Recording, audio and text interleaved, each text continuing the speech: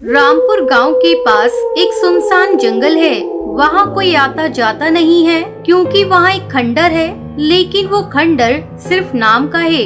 वहाँ बहुत साफ सफाई रहती है। खंडर का गेट रास्ते पर है और बाहर पानी का एक मटका रखा है जिस पर एक गिलास रखा हुआ है। बाहर लिखा है माँ की ममता। जंगल में अकाल पड़ गया जिसकी वजह से जंगल के सब पक्षी दूसरे जंगल जा रहे थे। उसमें से एक चिड़िया टुनटुनी और उसकी 1 साल की बेटी भूरी भी है। टुनटुनी भूरी को गोद में लिए काफी दूर तक आ गई थी।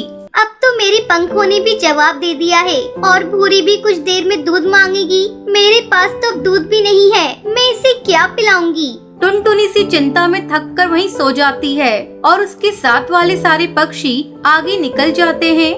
1-2 घंटे बाद भूरी के रोने की आवाज टुनटुनी के कानों में पड़ती है। चुप हो जा भूरी, और मेरे बाकी के साथी कहाँ गए? अब मैं किस तरफ जाऊँ और अकेले कैसे जाऊँ?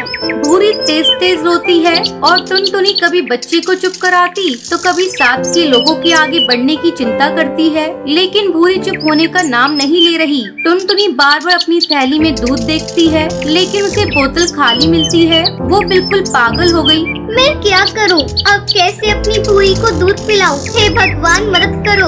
मैंने तो सोचा था कि भूरी का अरमान जरूर पूरा करूंगी, लेकिन मैं इसे दूध नहीं पिला पा रही हूँ। टुनटुनी बहुत परेशान होती है। तभी वहाँ से कबूतर आता है जिसका नाम बंटी है। वो टुनटुनी को अपना नाम बताता है। मेरा नाम बंटी है और आप बिल्कुल परेशान ना हो। आप मेरे साथ चलो, मैं आपके बच्चे के लिए दूध का इंतजाम करवा दूंगा। तुम इतने छोटे हो, तुम कैसे कर सकते हो? आप मेरी उम्र मत देखिए, बल्कि आप अपने बच्चे का रोना देखिए। हाँ ठीक है, जल्दी चलो। बंटी टुनटुनी को अपने साथ लेकर उसी खंडर के पास पहुंच जाता है जिस पर बाहर माँ की ममता लिखा है। मुझे बहुत तेज प्यास लगी है, मैं पानी पी लेती हूँ और भूरी को भी पिला देती हूँ। टुनटुनी बंटी के साथ अंदर जाती है और बंटी उसको दूध लाकर देता है। टुनटुनी भूरी को दूध पिला देती है और भूरी सो जाती है। तब टुनटुनी को कुछ होश आता है। ये कहाँ आ गई मैं? ये कौन सी जगह है और बंटी कौन है? मुझे यहाँ कोई दिख क्यों नहीं रहा है? तभी तेज हवाएं चलने लगती है। मुझे यहाँ का माहौल डरावना क्यों दिख रहा है? बंटी बंटी, मुझे बताइए, मैं यही था। मैं अब यहाँ से जाना चाहती हूँ, मुझे बहुत दूर जाना है। लेकिन अब तो शाम हो गई है और आप इतनी दूर कैसे जाओगी? आपको रात हो जाएगी। नहीं नहीं, मैं चली जाऊंगी। और हाँ, तुम यहाँ अकेले रहते हो? ये इतना बड़ा खंडर है, इसकी साफ सफाई भी करते हो? तुम्हारी माँ कहाँ है? मेरी माँ तो दिन में दिखाई भी नहीं देती है। रात होने पर ही मेरी माँ आएंगी। जब तक मेरी माँ न आ जाए आप यहाँ से कहीं भी नहीं जा सकती हो। रात को खंडर में अंधेरा छा जाता है। तेज तेज हवाएं चलने लगती हैं और डरावनी आवाजें खंडर में आने लगती हैं। और जहां माँ की ममता लिखा था, वहां भूतिया चिड़िया की ममता लिख चुका है। डरी सहमी टुनटुनी गोद में भूरी को लिए बैठी रहती है। तभी वहां भूतिया टूनी चिड़िया आती है। बंटी बंटी, कहाँ हो तुम? ये भूतिया चिड़िया कौन है? ये मेरी माँ है, इनको भूतिया मत कहो। मुझे तो शक जभी हो गया था। मुझे यहाँ से बाहर जाने दो। अब तू यहाँ से बाहर नहीं जा पाएगी। मैं तुझे जिंदा नहीं छोड़ूंगी। मेरा एक छोटा बच्चा है, उसका क्या होगा? मुझे मत मारो, मुझे जाने दो। बच्चा तुम्हारा मैं रख लूंगी और तुम्हें यहाँ से भेज दूंगी। जैसे तू अपनी जान की भीख मांग रही है, मैंने भी अपने छोटे बच्चे को गोद में लेकर भीख मांगी थी, लेकिन उन बदमाशों ने मेरी एक बात न सुनी और मुझे आग के हवाले कर दिया।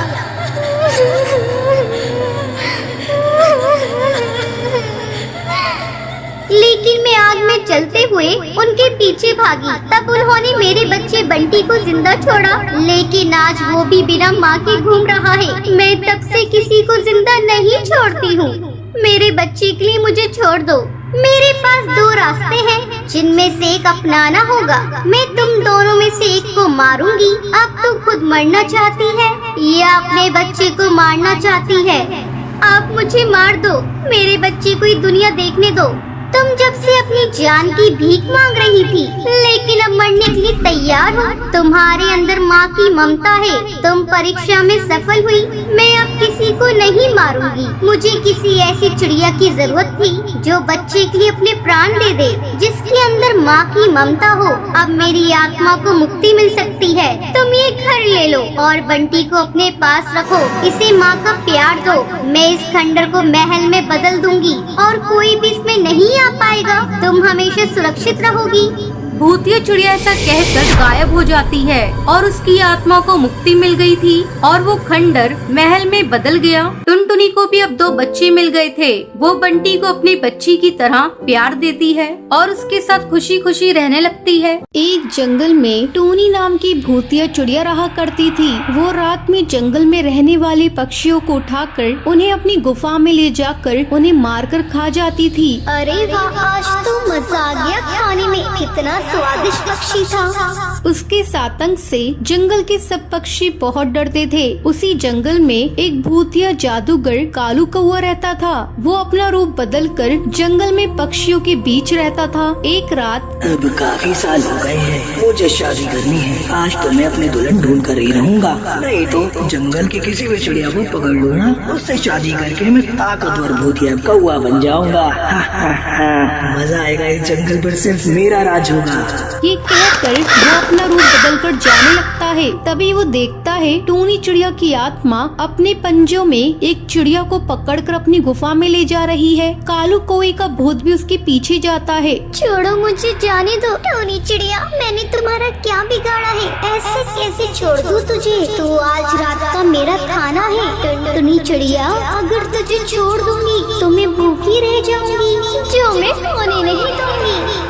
ये कहकर टूनी चिड़िया की आत्मा टुनटुनी को मार देती है। अरे ये कौन है? चिड़िया की आत्मा, ये कितनी खूबसूरत है। अगर मैं इससे शादी कर लूंगा तो मैं बहुत ताकतवर बन जाऊंगा। इसकी दहशत से पूरा जंगल डरता होगा।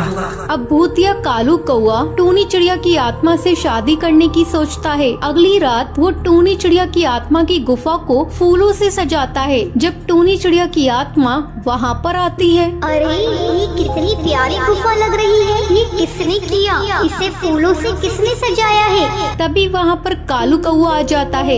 ये सब मैंने किया है टूनी चिड़िया। मैं तुम्हें पसंद करता हूँ, तुमसे शादी करना चाहता हूँ। जब से मैंने तुम्हें देखा है मैं तुम पर फिदा हो गया। ये सब सुनकर टूनी चिड़िया की आत्मा बहुत खुश होती है और मन ही मन कालू कौवे को पसंद करने लगती है। हाँ कालू कौवे, मैं तुमसे शादी करने के लिए तैयार हूँ। कल रात हम दोनों शादी कर लेंगे और अपना जीवन एक साथ बिताएंगे। पर टूनी चिड़िया को भूतिया कालू कौवे के इरादे का पता नहीं था। वो उसे मोहरा बनाकर ताकतवर बनना चाहता था। अगले दिन अब रात में कालू कौवा अपनी भूतिया बारात के साथ गुफा में आता है। टूनी चिड़िया की आत्मा मंडप में बैठी थी। अब उन दोनों की शादी हो जाती है। कालू कौवा टूनी चिड़िया की आत्मा को अपने घर लेकर आता है। कालू कौवे, ये घर कितना सुंदर है, लेकिन तुम इस जंगल के हो भी नहीं, फिर भी तुम्हारा इतना बड़ा घर। तुमने मुझसे ही शादी क्यों की? तुम्हें तो कोई और अच्छी कौवी ये चिड़िया मिल सकती थी। तभी कालू कौवा अपने असली रूप में आ जाता है। मैं कौवा नहीं, भूतिया कौवा हूँ। मैंने तुमसे शादी इसलिए की ताकि मैं इस जंगल पर राज कर सकूं, भूतिया राजा बन सकूं। धोखा, इतना बड़ा धोखा किया तुमने मेरे साथ। मैंने तुम्हें अपना पति समझा और तुमने मुझसे इतनी बड़ी बात छुपाई। मैं तुम्हें छोड़ूंगी नहीं। तुमने मेरा इस्तेमाल करना चाहा। तभी टूनी चिड़िया की आत्मा गुस्से में कालू कौवे को मारने वाली होती है। टूनी चिड़िया, मैं तुम्हारा पति हूँ, मुझे मत मारो, मुझे माफ कर दो टूनी चिड़िया। फिर टूनी चिड़िया की आत्मा सोचने लगती है, अगर मैंने इसे मार दिया तो मैं विधवा हो जाऊंगी। वैसे तो ये मेरा पति ही है, मैं इसे नहीं मार सकती, चाहे इसने मुझे धोखा ही क्यों न दिया हो। ये देखकर कालू कौवे के भूत को अपनी गलती का एहसास हो जाता है। वो टूनी चिड़िया की आत्मा का प्यार अपने लिए देखकर भावुक हो जाता है। टूनी चिड़िया, मुझे माफ कर दो, मैंने तुम्हें धोखा दिया, लेकिन अब मैं तुमसे सच्चा प्यार करने लगा हूँ। क्या तुम मेरे साथ रहोगी? कालू कौवे, मैंने तुम्हें दिल से अपना पति माना है। तुम चाहे भूत या कौवे की आत्मा हो, फिर भी मैं तुम्हारे साथ अपनी जिंदगी बिताना चाहती हूँ। अब वो दोनों एक साथ खुशी खुशी रहते